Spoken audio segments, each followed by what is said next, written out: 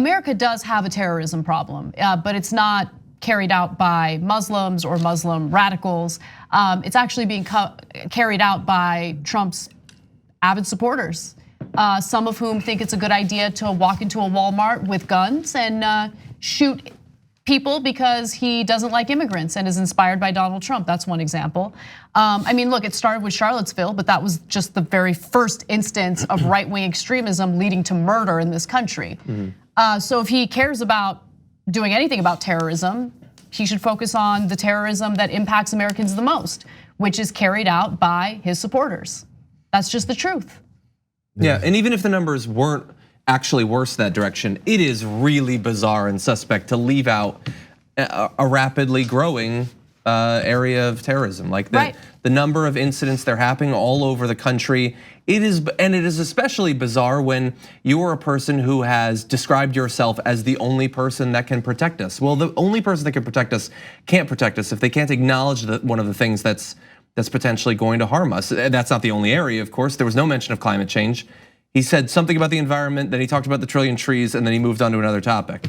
The greatest threats that actually, gun violence, he didn't mention that. Like, of course not. Like, unless you truly believe that Guatemalan refugees are the thing that's gonna get you, then no, he's not gonna defend you because he can't even identify the threats that we face. We talk about the equality of people we're looking to protect. The targets generally, as you mentioned, of people of this type of terrorism are the type of people he doesn't care about. Again, he come down the escalator in 2015 to announce his candidacy. I believe it was 2015, yeah. Yes. And the first thing he says is how he's gonna go after certain groups. They're rapists, they're murderers, they're criminals. That's the basis for everything he's ever done. And then as we get to his third State of the Union, I mean, this guy's head. Yeah, this is the third one. It goes back to these points of how this unity, equality, 2017, 2018, 2019, now this. Yeah, we the first one isn't technically a State of the Union. Yeah, it doesn't have it's a speech, it's an address, it's not a State of the Union. Sorry. No, it's fine. And then so again, then you give this flowery language, and none of it's backed by any policy, agenda, or words sense. And so if your basis for your usefulness for our country is to put up Muslim bans, specifically have ICE go after certain individuals and call Muslims the only terrorists in the world, that just doesn't match up with the flowery language of before. And you talk about children. This party is looking to protect all children. There's children in cages. That was your policy. And then when it was pushed, you had some pushback for it. You got angry and said, "How dare you guys want to establish and allow people, these radical immigrants, to come in our country and destroy us?" It's none of it adds up. Like we're supposed to forget the past 3 years of life and just assume the flowery language adds up. And if you don't accept that, you're just being angry. You're just being a hater. You just don't want to accept American exceptionalism. He's not pursuing American exceptionalism. In his mind, American exceptionalism is the people who look just like him. Right. So if people who don't look like him are dying from his lack of exceptionalism, that's okay. They're not real Americans anyway. But look, I think you're right. He has a special level of disdain and hatred for people, for non-whites, for sure. However, he doesn't really care about people who look like him either. You think he cares about his supporters in the middle of the country? How many of these family-owned farmers or farmers who own, family-owned farms? How many of those individuals have like literally killed themselves because of what happened with this trade war, right? They've gone bankrupt. They can't afford to even keep that farm anymore. He doesn't care. He doesn't care. He doesn't care about any of you. He doesn't even care about the very people that he mentioned in his State of the Union address tonight. The families, the children, everyone he used as props. Because when push comes to shove, when it comes to actually doing something policy-wise that improves their lives, he won't do it. How will it benefit him? He might pass policies that benefit a small group of people if he can cite it for his re-election campaign. But at the end of the day, Donald Trump looks out for Donald Trump. He doesn't care about you regardless of your skin color. But if you happen to be a person of color, there's a special level of disdain. Yeah, because he can use them more, use those folks more to advance his own 100%. self.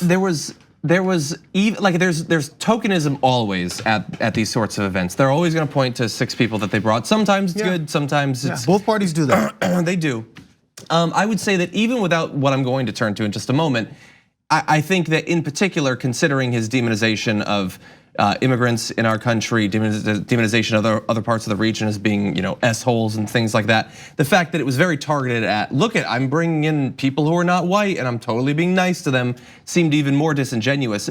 But then on top of it, it was the reality showization of the State of the Union that even like the freedom of the Medal of Freedom that he gave, and Rush Limbaugh pretending that he didn't know that it was going to happen.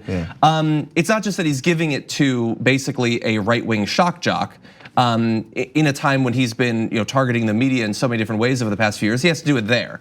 So he doesn't have a plan for education, making sure that more people have access to it, something for student debt, but he'll give one kid a scholarship right there. He'll reunite one soldier with his family there, but he won't actually bring our soldiers back, even though he campaigned on it and he's been saying it ever since. So he's got like little representative samples of what people want.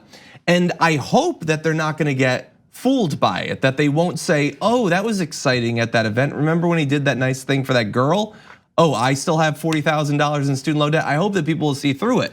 But there was clearly an effort to distract with games, basically. Yeah, definitely. And look, the people who support him will continue supporting him, and they're a lost cause, and I have no interest in trying to persuade them otherwise. But there is a lot riding on this upcoming election, which is why it's important to make the right decision in picking a Democrat who can actually beat him.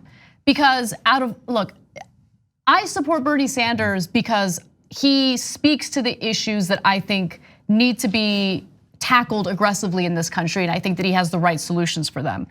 But if I was just thinking about this from a purely strategic perspective, and all I cared about was beating Donald Trump, Bernie Sanders is the right person to do it, because he's the only person who actually speaks to the issues that even Trump supporters are concerned about, right? So they can lie to themselves while Trump's in office and pretend like the economy's doing okay, but they know what's in their bank accounts. They know they're not invested in the stock market. They know that they're working multiple jobs to make ends meet for their children. They know all of that. They might be super defiant in responding to Democrats who say, see, I told you. But in reality, they know their situation. When you have someone who's actually offering them real solutions and has a track record to prove that he's gonna do something for them, I think then you have a candidate that could actually beat Donald Trump. I don't think beating him is gonna be as easy as some people think, but you need to have the right candidate. Thanks for watching the Young Turks, really appreciate it. Another way to show support is through YouTube memberships. You'll get to interact with us more. There's live chat emojis, badges. You've got emojis of me, Anna, John, Jayar. So those are super fun. But you also get playback of our exclusive member-only shows and specials right after they air. So all of that, all you gotta do is click that join button right underneath the video. Thank you.